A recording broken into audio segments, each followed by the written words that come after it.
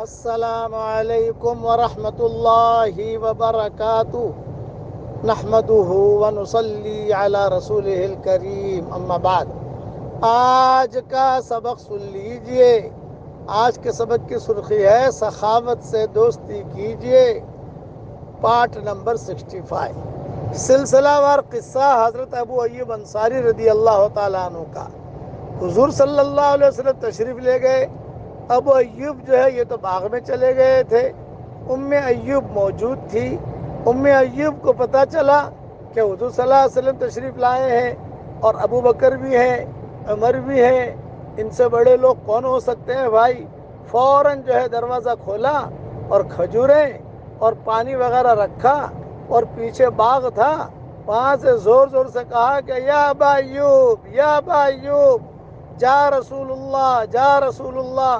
فوراً ابو ایوب جو ہے بھاگے بھاگے آئے اور کہا کہ حضرت ہم نے تو آپ کے لیے کھانا رکھا تھا لیکن دیر ہوئی اس لیے ہم لوگوں نے کھا لیا، لیکن ابھی میں لاتا ہوں کھجوریں۔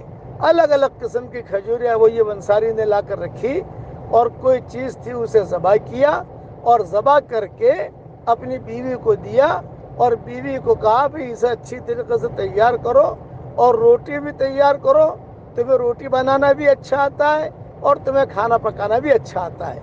بیوی کے کھانا پکانے کی تعریف بھی کرنی چاہیے، اس سے بھی محبتیں ہوتی ہیں۔ چنانچہ کھانا آ گیا، سب نے جو ہے بیٹھ کر کھانا شروع کیا۔ حضور صلی اللہ علیہ وسلم نے 2 روٹیاں لی، بیچ میں جو ہے گوشت کا ٹکڑا رکھا اور کہا جاؤ بھائی فاطمہ کو دے آؤ، اس لیے کہ فاطمہ نے بھی کچھ دنوں سے کچھ کھایا نہیں ہے۔ اور وہاں حضور، اچھا یہ حضور کو اختیار ہے، ہر مہمان کو یہ اختیار نہیں ہے کہ وہ اپنی بیوی بچوں کے لیے وہاں سے بھیجے، کیونکہ آپ صلی اللہ علیہ وسلم کی بات اور ہے، ابو ایوب انصاری کی بات اور ہے۔ لیکن یہ کہ کوئی خاص مہمان ہو تو یہ کر سکتے ہیں، کوئی خاص میزبان ہو تو یہ کر سکتے ہیں، کوئی حرج کی بات نہیں ہے۔ لیکن میزبان سے پوچھنا چاہیے، یہاں پوچھنے کی خاص ضرورت نہیں تھی۔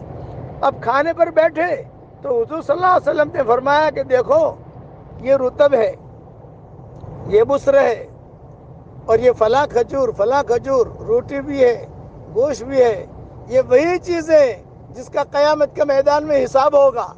حضرت عمر نے کہا کہ حضرت اتنے دنوں سے بھوکے تھے اب بھی حساب ہوگا؟ آپ نے فرمایا ہاں انہی چیزوں کا تو حساب ہوگا۔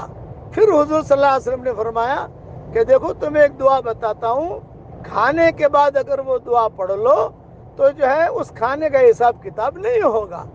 پڑھو میرے ساتھ آپ لوگ، الحمدللہ الذی هو اشبعنا واروانا وانعم علینا فافضل۔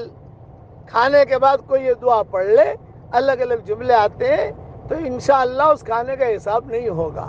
حضرت عمر جو ہے خوش ہو گئے۔ میں کوشش کروں گا امیجز بنا کر بھیجنے کی انشاءاللہ حوالے کے ساتھ۔ اب ابو ایوب انصاری سے حضور صلی اللہ علیہ وسلم نے فرمایا بھی ماشاءاللہ تم نے ہماری خدمت کی، کل آنا ہمارے پاس۔ ابو ایوب انصاری نے سنا نہیں۔ حضرت عمر نے ابو ایوب انصاری سے کہا کچھ کہہ رہے ہیں آپ حضور صلی اللہ علیہ وسلم سنیے۔ تو پھر حضرت کیا فرمایا؟ کل ہمارے پاس آ جانا تم۔ ابو ایوب انصاری جو ہے یہ ٹینشن میں آ گئے، پتہ نہیں کیوں بلا رہے۔ چنانچہ دوسرے دن ابو ایوب انصاری گئے اور کہا کہ بھی حضرت آپ نے بلایا تھا، رسول اللہ صلی اللہ علیہ وسلم نے فرمایا بھئی تم نے مجھ پر احسان کیا تو میں بھی تم پر کچھ احسان کروں۔ میں بھی سوچ رہا تھا تمہیں کیا ہدیہ دوں۔ یہ ہماری باندی ہے، یہ بہت اچھی باندی ہے، ہم نے اس میں بہت خیریں دیکھی ہیں، اس لیے میں تمہیں ہدیہ دیتا ہوں، لیکن اس کے ساتھ نرمی کا معاملہ کرنا، زیادہ باندیوں جیسا معاملہ مت کرنا، بہت کام مت لینا، یعنی اس کا اکرام کرنا، عزت کرنا۔ میں نے ہمارے گھر میں یہ رہی ہے اور تربیت پائی ہے، اور یہ میں تمہیں ہدیہ دے رہا ہوں۔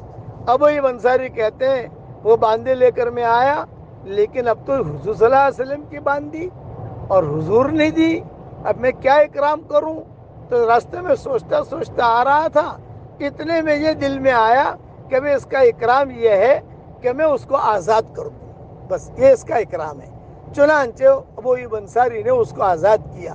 یہ سب سخاوت ہی ہے۔ بعد میں وہ باندی بہت بڑی عورت بنی، اور بہت اچھی بیوی بنی اور بڑے نیک لوگوں کی ماں بنی. یہ لمبی تفصیل ہے، کبھی اللہ موقع دے گا تو انشاءاللہ میں سمجھاؤں گا آپ لوگوں کو. خلاصہ کلام یہ کہ سخاوت سے دوستی کیجئے، سخاوت سے دوستی کیجئے. اب پڑھ لیجئے میرے ساتھ، رب انزلنی منزلم مبارکم وانت خیر المنزلین. اللہ تعالی ہم سب سے راضی ہو جائے اور دونوں جہاں کی جنتیں اللہ ہم سب کو نصیب فرمائے. آمین. وآخر دعوانا ان الحمدللہ.